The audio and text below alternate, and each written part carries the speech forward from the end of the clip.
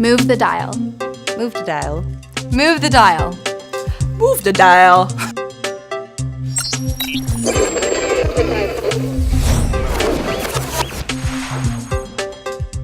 I am the co-founder of a small startup called Little Robot Friends.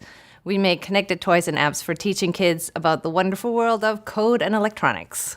Teaching kids how to code is a really difficult thing to do if it's not fun. So our mission is to make that subject fun so that we can inspire them to become creators and innovators of the future. At Little Robot Friends, we've taught several workshops to hundreds of kids this past year. And the interest in making things is equally split amongst girls and boys. It's the way our society has shaped things that make us think that maybe boys are better than certain things and girls gravitate towards certain things. In my graduate school, someone taught me how to blink an LED.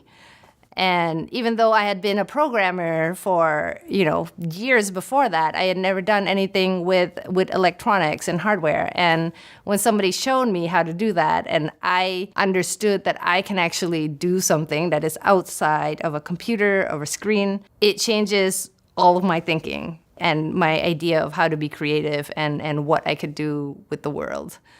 And so I want that moment for the really young kids, because once they realize that they could do that, then huge door opens and then we all benefit. Most difficult moment for me came maybe 4 years ago when I was diagnosed with breast cancer. You just have to realize time gives you space to figure it out. You do whatever you have to. You cry, you grieve. You write things down, but after a few times of stumbling, you realize that you get up and the body heals, everything else heals, and then you still have to keep moving forward. So we always plan to go from this point to this point in a straight line, but it never happens. It goes from here to here, it dips, it goes really high, and then it comes back down, and the path is more like a wiggly worm type thing in order to get where you want to get. You kind of have to roll with it.